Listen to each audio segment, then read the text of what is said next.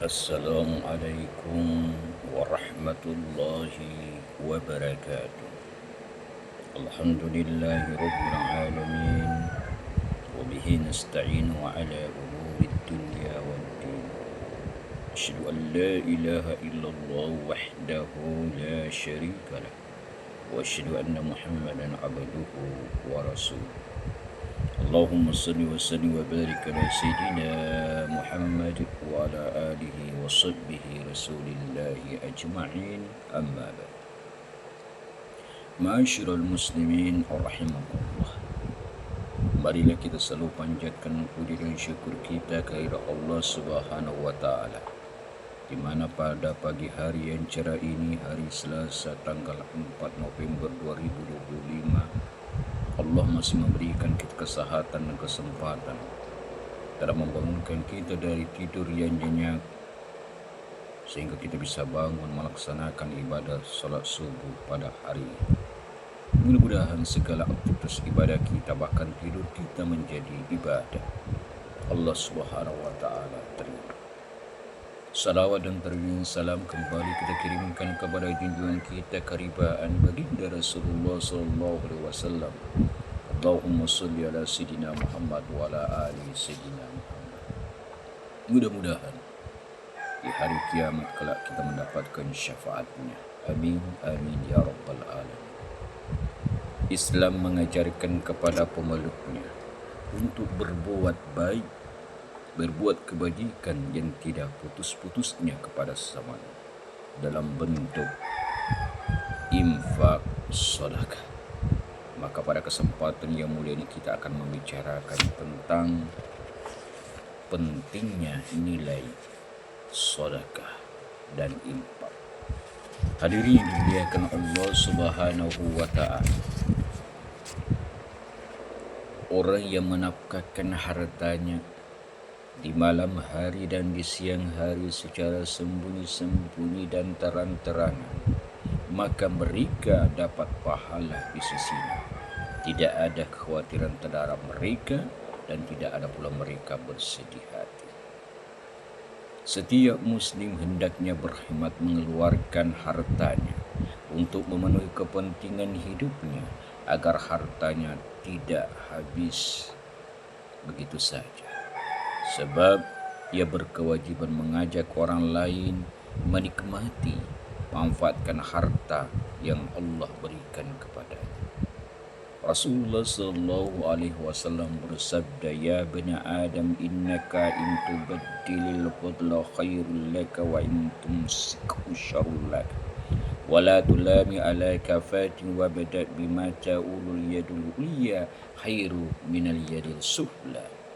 Yang artinya, hai anak Adam, kalau engkau mendermakan kelebihanmu, itu lebih baik bagimu, dan apabila engkau tahan saja, itu berbahaya bagimu, dan engkau tidak tercela atas kesederhanaan.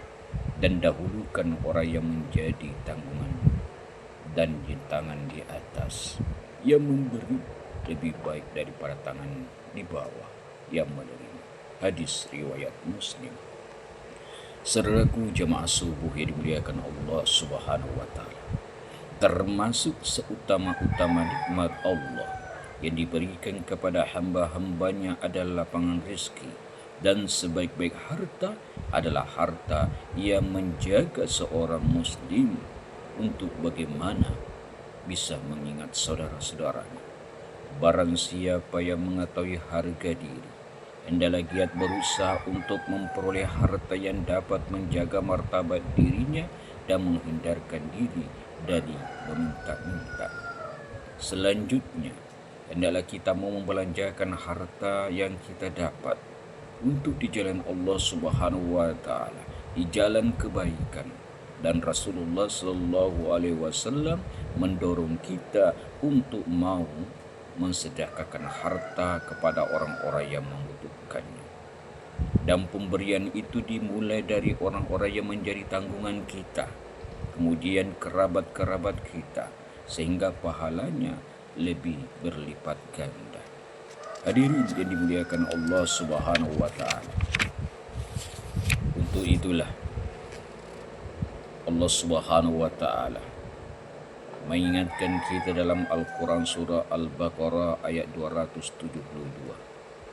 Wa ma tunfiqu min khairin falianfusikum wa ma tunfiqu illa ibtigaa wajhillah wa ma tunfiqu min khairin yuwaffa ilaikum wa antum la tuslamun. Dan apa saja harta yang baik yang kami nafkahkan di jalan Allah, maka pahalanya itu untuk kamu sendiri. Dan janganlah kamu membelanjakan sesuatu melainkan karena mencari kerelaan Allah. Dan apa saja harta yang baik yang kamu nafkahkan, niscaya kamu akan diberi pahalanya dengan cukup, sedangkan kamu sedikit pun tidak teraniaya. Hadirin rahimahullah. Tetapi ada kalanya orang menduga bahwa bermurah hati itu dapat mengurangi kekayaan dan membuat orang menjadi miskin, yang berarti hilangan kepuasaan karena hidup tanpa harta yang melimpah. Orang menduga bahwa bermurah hati itu dapat mengurangi kekayaan dan membuat orang menjadi miskin, yang berarti hilangnya kepuasaan karena hidup tanpa harta yang melimpah. Dugaan semacam itu adalah salah. Itu hanya bisikan syaitan bagaimana menggoda manusia agar berlaku kikir yang rendah dan hina. Tetapi yang benar adalah orang yang bermurah hati adalah jalan ke lapangan rezeki, yang bagaimana hartanya barakah dan dapat meningkatkan jumlah harta benda. Bahkan Allah tinggikan derajatnya, Allah tambahkan rezekinya. Rasulullah sallallahu alaihi wasallam bersabda, "Man tasaddaqa bi adlin tamratin min kasbin thayyib wa la yaqbalu Allahu illa thayyib, fa inna Allah yaqbaluha bi yaminihi thumma yurabiha li sahibiha kama yurabi ahadukum fala khawfu hatta takuna mislal jabal." Barang siapa yang bersedekah sebesar biji kurma dari hasil pekerjaan yang halal, dan Allah tidak akan menerima kecuali halal, maka Allah menerimanya dengan tangan kanan. Tangan dalam arti kiasan, kemudian memeliharanya untuk pemiliknya sebagaimana salah seorang dari kalian memelihara kudanya hingga menjadi seperti gunung, dipelihara sebaik-baiknya. Hadis riwayat Bukhari dan Muslim. Rasulullah bersabda lagi, "Ma naqasat sadaqatun min mali wa ma zadallahu abdan bi aufin illa izza wa ma tawadda'a ahadun lillahi illa rafa." Rawahu Muslim. Sedekah itu tidak mengurangi harta.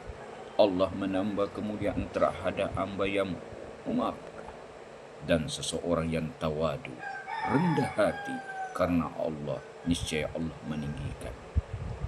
Menurut As-Sun'ani, harta untuk yang bersedekah itu tidak berkurang, bahkan Allah Subhanahu wa taala mengganti terhadap hartanya yang disedekahkannya bertambah banyak. Wa ma anfaqtum min syai'in fa huwa yukhlifuhu wa huwa khairur rasikin. Apa saja yang kamu nafkahkan, maka Allah akan menggantikannya, dan dialah pemberi rezeki yang sebaik-baiknya. Saudaraku jamaah subuh yang dimuliakan Allah Subhanahu wa taala, ajaran Islam untuk bermurah hati dan berderma cukup banyak, baik dalam Al-Quran maupun dalam hadis. Demikian pula larang-larang berlaku kikir, sebagaimana Rasulullah sallallahu alaihi wasallam bersabda, "As-sahiyyum qaribun minallahi qaribun minan nasi qaribun minal jannah ba'idun minan nar."